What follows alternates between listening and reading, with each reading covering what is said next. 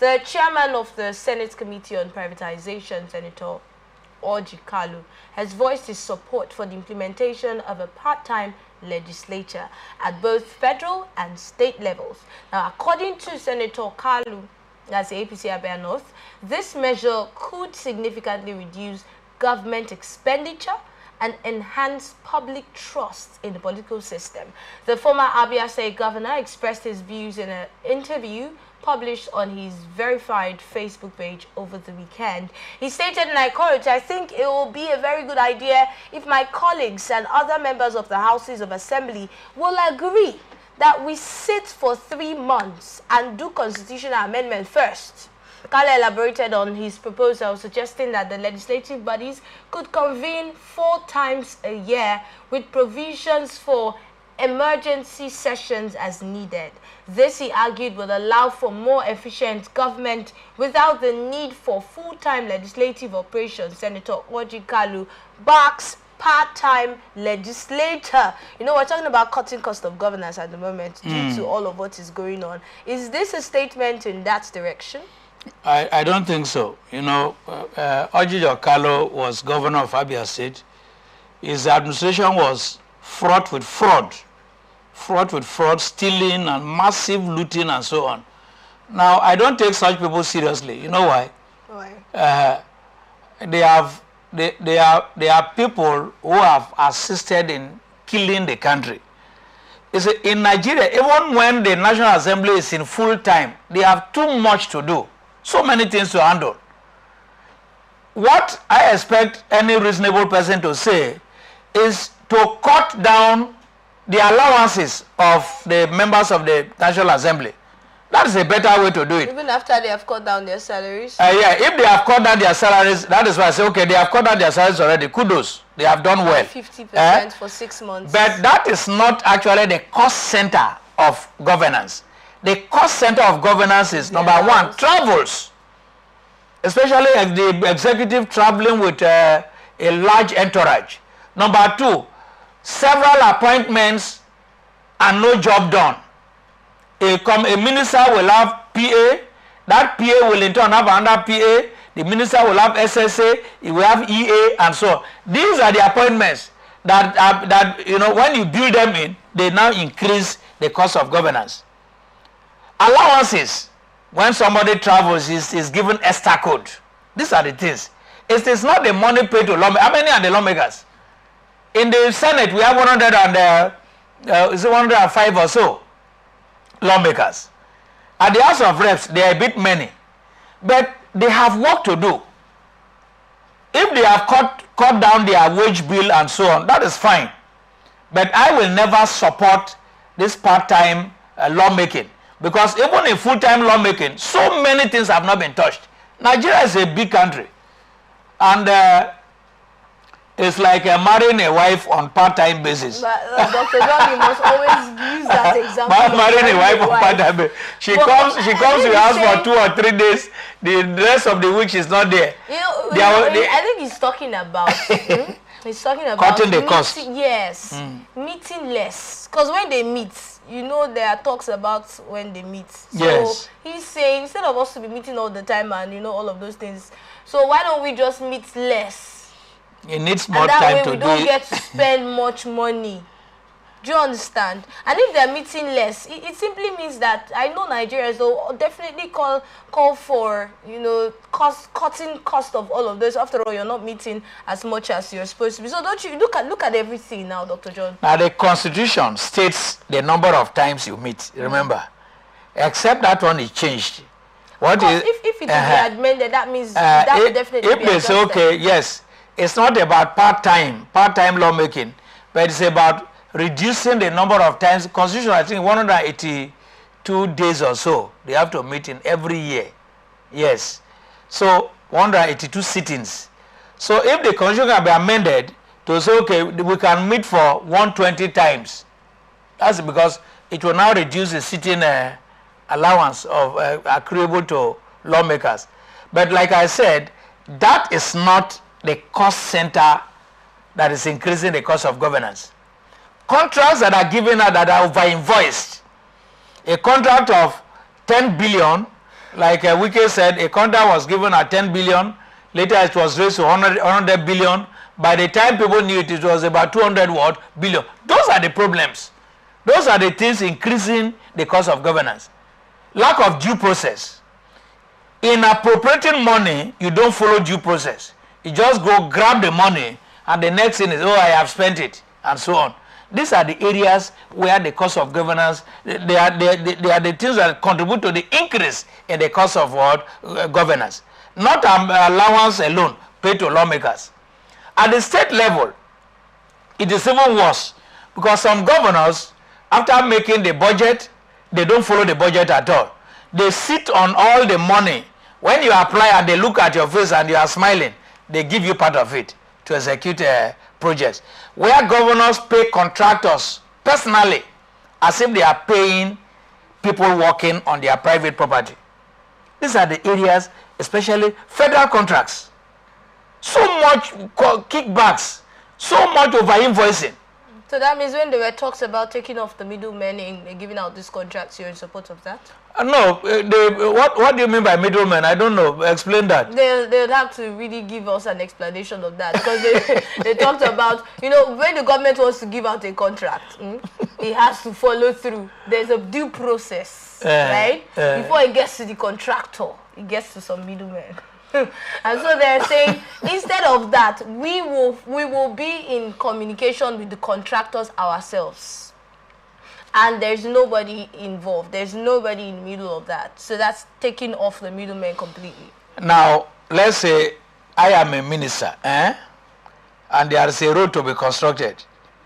It is my responsibility to, you know, bring out that project and take it to due process. Due process will work on it and issue a certificate of no objection that I can continue. Now my ministry has appropriated some money. Instead of the presidency, instead of the executive arm of government to release money to me, they will say the contractor should come and see them directly. When he sees them, see, we operate a presidency where the SS, SSA, SA domestic and so on, there are many. It's a very massive government we operate in. If you go to Asura, for instance, for you to see the president or Her Excellency, the First Lady, you pass through some people. Most of these people you are passing through will demand for money. That is the kind of corruption that has eaten deep into the Nigerian bureaucracy. The bureaucracy is even worse. If you go to the Federal Civil Service now, for somebody to push a file from here to there, it will demand for something. For him to move it to the organ, that person will also demand for something. And this is where bureaucratic corruption has eaten deep into the fabrics of Nigeria. So eliminating all these things, you know, initiating transparency practices and ensuring that everybody who spends money gives account of how he spends the money will be better for it. In cases, talking about giving account for how they spend the money. Yes. In cases where investigations are on or interrogations are on concerning a minister and how, look at the case we had, was it last week with the Women Affairs Minister? Yes. Where she was being asked how she spent a particular amount of money, where they talked about 1.5 million naira for fuel, where she made mention of, I watched one of the videos where she said 1.5 million naira for fuel. How is that much? We traveled to one state. I think she said she had like 6 vehicles follow. These are the issues. 6 vehicles, 1.5 million naira for fuel, and that is nothing.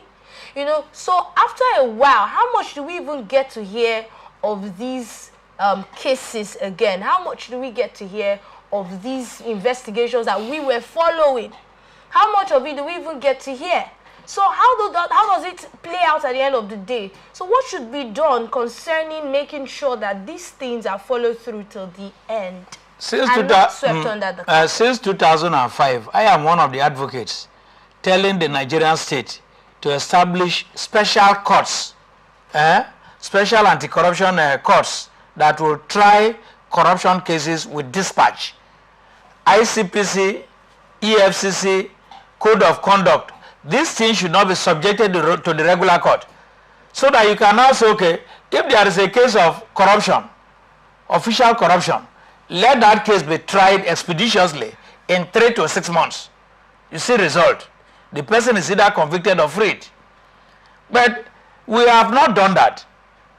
the regular court will say they are investigating. The police will say they are investigating. The moment what money passes hands, that investigation will be ad infinitum for exactly. forever. If you look at the investigations and the court, it's not like the courts that is available or the processes that are available are not enough. They are enough. There are provisions for these cases to be followed through to the end. Yes. So even getting another court for that reason, what is the difference? It's still going to be process being followed, due process being followed. Well, there are special, when we say special courts, there are courts that deal with special issues. If it is corruption case, it deals with that corruption case. Today, you cannot keep a matter in National Industrial Court for too long. You know why? It is a labor-related court. A matter concerning labor, the worker is the employer is employee, and other parties. It's like you can take the federal government to court, NLC can take the federal. So there's a stipulated time during which such a matter will be decided. It is not so with the regular judicial system, and that is why establishing it will not be too much, even if they say due process, but the due process will be short, and that is why you discover that in administration during the military, when the military were there, when the military men were in power, matters are treated with dispatch. So there are 3 weeks a matter has been concluded, 2 weeks a matter has been seen through. But in a civilian democracy, of course, you have to follow due process. But how due is the process you are following? How would that special court stop? How would that special court stop monies from changing hands? No, we are not saying money will not change hands. But if it is anti-corruption in nature, if the court is established specially, they may not necessarily establish new courts. They can designate some of the existing court and tell them, look, court number 10, 11, 12, 13, 14, 15, all of you will specialize in trying only anti-corruption cases. So when the matter comes, they concentrate on it. And in no time, they get to the conclusion and they pass their judgment. But in this case, the woman who stole somebody's akara in the village is in the High Court. Another person who killed somebody is in the High Court. The man whose car, the failed brake, and he ran into somebody is in the High Court. So that it models up everything. So if there is a special court trying anti-corruption cases, the judges will concentrate. They say this matter is anti-corruption, and they will give their best for it, even if new courts are not established. All right, let's go back to cutting cost of governance now. Okay. And the statement by Senator Orji Kalu about the part-time legislature and what you have mentioned about contracts, being followed through to make sure that we don't have people siphoning funds, as that being also one of the ways in which we can cut costs of governance, right?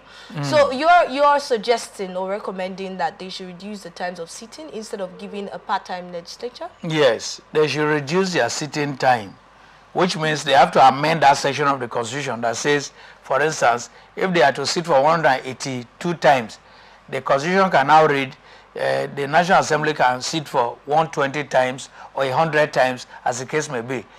That does not mean that emergency sessions will not be held. Normally, you see, in Nigeria, we have so many issues to legislate on. We have so many laws to make. We have so many policies to fine-tune in Nigeria. Speaking of laws, is that really our problem? We have so many laws. The same way we have so many laws, you said we have so many laws to make. Yeah, the problem we have is, because the laws are not effectively enforced, people believe that, what is the need for making another law? In America, for instance, America is a democracy. In America, the laws that are operational in New Orleans are not the laws that are operational in Florida. They have different laws. Yes.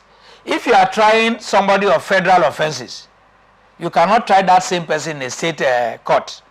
You must try that person in a federal offense. For instance, when Hunter Biden was tried, gun control, drug addiction and so on, these are federal offenses. So he was tried in a federal court. So every state has its own peculiarity. Every municipality has its own peculiarity. In Nigeria, we seem to be operating a uniform system. And that's why we need to look at, like you have said, look how effective have the laws that we have had been. That is the problem. To talk about making more laws and, you know, packing more laws into our constitution. For instance, your community does not have a federal university, and you are the senator representing that community, and you believe that, given all, if you look at the statistics, maybe population, the spread and so on, your place deserves to have a federal university. You can make a law, you can pass a bill, you can move a motion, pass a bill concerning the establishment of such an institution. How much of that do we have? Yes, people are doing it. It depends on the vibrancy of your lawmaker. But in most cases, when such institutions are established too, the problem is funding. Funding now comes in. Funding, setting up the institutions, then politics it takes a lot of toll on those institutions. So the laws we have are many, but there are still other areas we have not covered. That said, the crux of the matter is that in Nigeria, laws are not enforced. Laws are not enforced maximally. In most cases, laws are enforced in disfavor of the poor man.